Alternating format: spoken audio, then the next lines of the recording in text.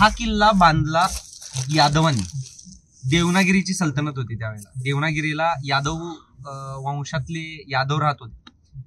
ते 1200च्या शतकामध्ये त्या जागेवरती राहत होते. आता 2000 चाललेलं, 21चं शतक चाललेलं.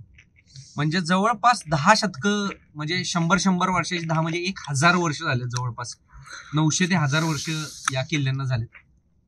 आज 1000 वर्षानंतर ह्याचा दगड तुम्हाला बघायला मिळतोय. हे खऱ्या अर्थानं आपलं भाग्यच आहे की आपल्याला हा दगड पण बघायला मिळतोय. कारण 1200 वर्ष जुना कोरलेला दगड आहे असा कमानीमध्ये तुम्हाला त्या जागेवरती उभा दिसतोय. ही खरंच खूप मोठी त्यावेळेतल्या माणसांच्याकडे असणारी कलाशक्ती होती की ज्याच्या माध्यमातून हे किल्ले बांधले गेले. यादवांनी ज्या वेळेला हा किल्ला बांधला, यादव म्हणजे मूळचे श्रीकृष्णाचे वंशज, श्रीकृष्णाचे वंशज होते यादव सगळे. आणि त्यांचाच एक भाग म्हणून देवनागिरीचा राजा यादव होता. त्यावेळेला त्यांची जी सल्तनत होती, देवनागिरीची सल्तनत होती. देवनागिरीचा किल्ला वरती आहे, म्हणजे तुमचा आत्ता जो हा रस्ता गेलेला आहे, समृद्धी महामार्ग गेल्यावरच्या साईडला, नाशिक नागपूरच्या मधल्या टप्प्यामध्ये तो देवनागिरीचा किल्ला आहे.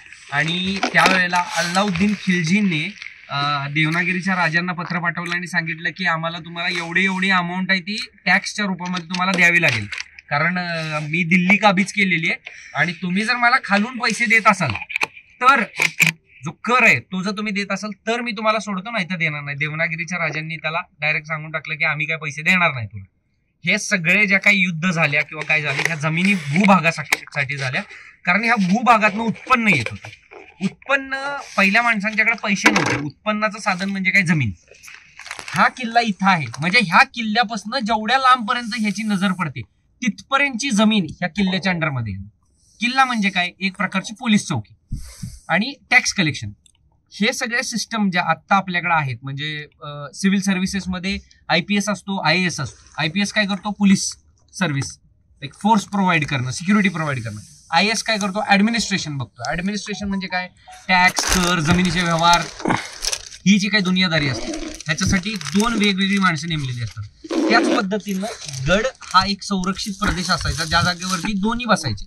सुरक्षा पण दिली जायची आणि ऍडमिनिस्ट्रेशन पण व्हायचं. मग सुरक्षा कशी असायची की बाबा ह्या गडापासून जेवढा रेडियस आपल्याला दिसतोय तो सगळा रेडियस जो आहे तो ह्या गडाच्या अंडरमध्ये येणार. हा भूभाग ह्या गडाच्या अंडरमध्ये येणार आणि इथून जे काही पिकवलं जातं, म्हणजे इथं जे काही खाली शेती करायची लोक किंवा काय करायची, त्यातनं वेगवेगळ्या सल्तनती वेगवेगळा वाटा ठरवायची की बाबा तुला 100 पोती धान्य झालं तर त्यांचं ठरलेलं असायचं की बाबा तू 80 पोती वरती देणार. वरची उरलेली पोती आहे ते तू जो जमीनदार आहे, जहागीरदार आहे त्याच्याकडे. पहिल्या आपल्याकडे जमिनी नव्हत्या. आपण कुणबी मराठी म्हणजे कोण, नुसते राबणारे, शेत दुसऱ्याच्या मालकीचे. समजा देवनागिरीचा राजा देवनागिरीत बसलेला, पण त्याने एक सुभेदार नेमलेला. मग या सुभेदाराच्या अंडरमध्ये केवढा, सुभेदार म्हणजे एक जिल्ह्याचा हेड कसा असतो, तो सातारा जिल्ह्याचा हेड, पुणे जिल्ह्याचा हेड, तसा हा कोकण जिल्ह्याचा हेड किंवा पनवेल किंवा रायगड जिल्ह्याचा एक हेड सुभेदार. सुभेदार म्हणजे सुभा. मग सुभेदारानं काय काम करायचं की बाबा वाटा आहेत त्या रिपेअर करायच्या, रस्त्यानं काही प्रॉब्लेम्स असतील ते सॉल्व्ह करायचे. सुभेदाराच्या खालची माणसं असायची ते सरदार असायचे. मग सरदार म्हणजे कोण, बाबा पोलीस इन्स्पेक्टर जो असतो त्या पद्धतीनं एका सुभेदाराच्या अंडर, म्हणजे एका ऍडमिनिस्ट्रेटरच्या अंडर, IPS अधिकाऱ्याच्या आधी खाली कसे प्रत्येक पोलीस स्टेशन असतात त्या पद्धतीनं प्रत्येक सरदार आपापल्या जागेवरती असायचे. पनवेलचा वेगळा सरदार, तुमच्या उरणचा वेगळा सरदार, पुढे गेल्यानंतर तुमच्या ह्याचा पावसचा वेगळा सरदार, असे वेगवेगळे, महाडचा वेगळा सरदार. हे सरदार लोक ह्या सगळ्या गोष्टींवरती लक्ष ठेवायचे. सरदारच्या खाली कोण असायचे, मग ती पाटील मंडळी असायची की बाबा गावचा पाटील. मग ते ग्रामपंचायत सिस्टम, प्रत्येक गावचा सरपंच, तसा प्रत्येक गावचा पाटील. तेव्हा काही निवडणुका नव्हत्या, असं काही नव्हतं. मग तो प्रत्येक गावचा पाटील आहे, तो ह्या सगळ्या गोष्टींच्याकडे लक्ष द्यायचा. बरं, त्याची मग देवाणघेवाण काय झाली हे बघण्यासाठी ना हे होते सरदेसाई, सरदेशमुख, देशमुख, कुलकर्णी, ह्या सगळ्यांच्याकडे 7/12च्या याद्या असायच्या. हे सगळी सिस्टम जी आज आपण आजच्या घडीला फॉलो करतो, ह्या सगळी सिस्टम जी आहे ती त्या काळात नाही. त्या काळातल्या गोष्टींना अनुसरून आता ह्या सिस्टम्स मध्ये बदल करून सगळ्या गोष्टी आता अंमलात आणल्या.